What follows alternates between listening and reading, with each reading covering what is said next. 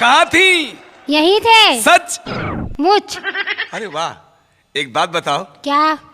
एक गाना सुनाओ और इतना अच्छा गाओ कि हमारे दिल में घुस जाओ। फिर?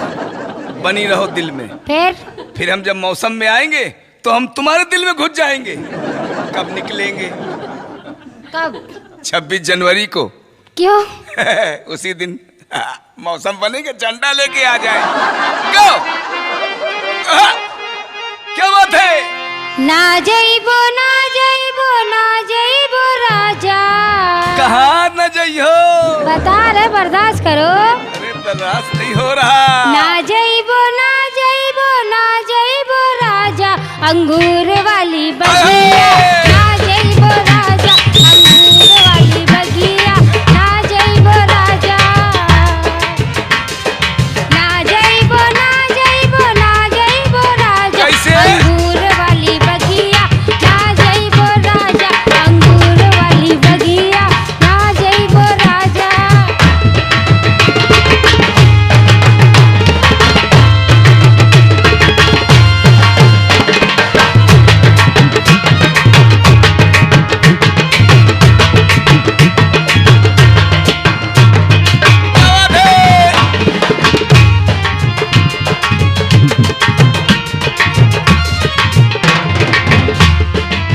और क्या? वही बगिया में ससुर जी का पहरा। आए? बगिया में ससुर जी पहुंच वही गए। बगिया में ससुर जी का पहरा। मैं बार बार बगिया। ना जइबो राजा, मैं बार बार बगिया। ना जइबो राजा, अंगूर वाली बगिया। ना जइबो राजा।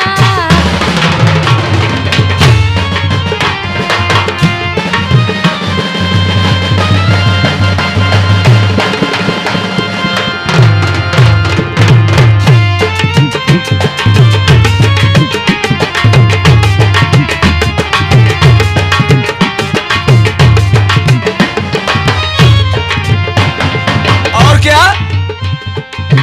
वही बगिया में जेठा जी का पहरा। वहू पहुंच गए वही। बहुत अच्छे। वही बगिया में जेठा जी का पहरा। मैं बार बार क्या बार बार? बगिया। ना जइबो राजा, मैं बार बगिया। ना जइबो राजा, अंगूर वाली बगिया। ना जइबो राजा, अंगूर वाली बगिया। ना जइबो राजा।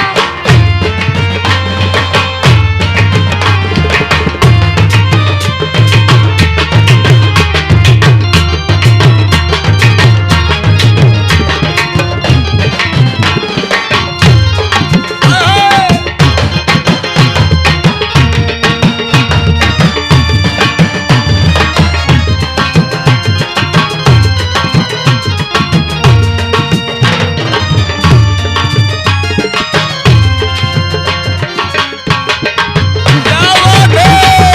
कमर चल रही है, गंगा मैया में नैया जा रही है।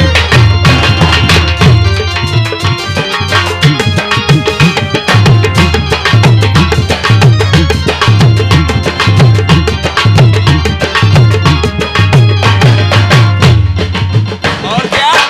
वही बगिया में देवर जी का पहरा। हम आई गए।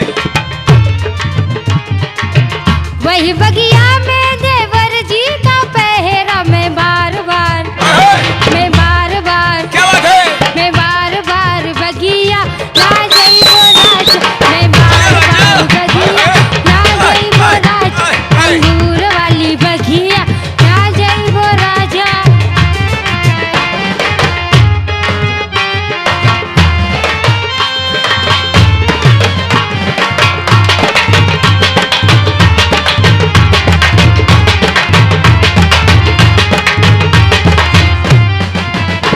अंगूर वाली बगिया। ए, हाँ, ये क्या कर रहे हो? ये मालूम क्या कर रहे हैं? क्या? ये मालूम नहीं है तुमको? नहीं। ये गंगा मैया में नैया जा रही है। किसकी? अरे तुम्हारी लहर लहर मार रही है। और क्या?